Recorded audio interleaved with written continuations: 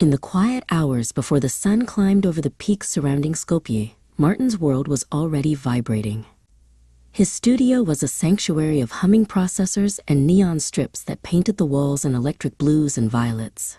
To millions, he was GP, a burst of energy contained within a rectangular screen. But here, in the stillness, he was the architect of a digital universe. He sat before his array of monitors, the glow reflecting in his eyes, as he prepared to bridge the gap between his reality and the world's imagination. The notifications arrived like a rhythmic tide, pings of appreciation, questions from the curious, and the heavy weight of expectation. Martin held his smartphone, the screen a waterfall of scrolling names and icons. In the modern age, a creator never truly sleeps. The digital sun is always at its zenith. He felt the pull of the GP persona, a character built on joy and play, demanding he step out of the shadows and into the relentless light of the public eye. That afternoon, a young man named Vedran waited outside the studio doors, clutching a vintage camera as if it were a shield.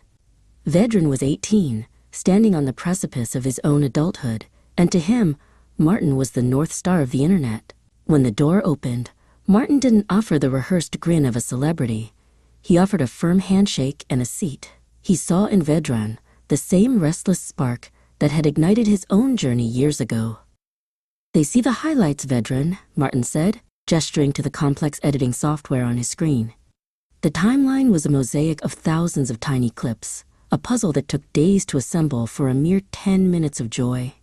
He showed the young creator the cut files, the mistakes, the stutters, and the moments where the energy failed. He wanted Vedran to see that the master of pixels was, first and foremost, a laborer of light and sound. Suddenly, the studio went dark. A cooling fan whined and died, and the monitors flickered into an abyssal black. A server had crashed, threatening to erase the massive project Martin had been preparing for his anniversary broadcast. The silence was deafening, a vacuum where the digital pulse usually throbbed. Martin leaned back, his silhouette a sharp contrast against the dead screens, feeling the sudden, cold sting of technical failure. Vedran didn't stay a spectator. He knelt by the cooling towers, his hands moving with a precision that surprised even Martin.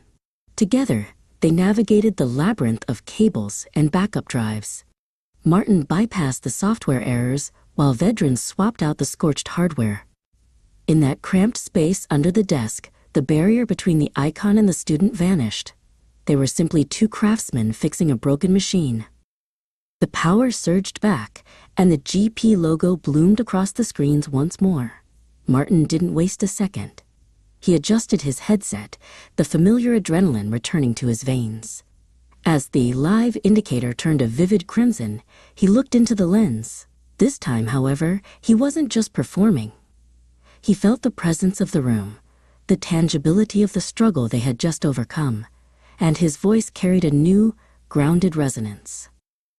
After the stream ended and the viewership numbers stabilized into the hundreds of thousands, the studio returned to its quiet hum.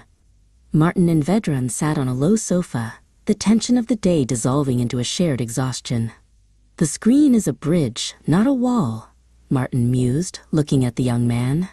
"If you only show the perfection, you never really reach the other side. People need to see the hands that build the bridge."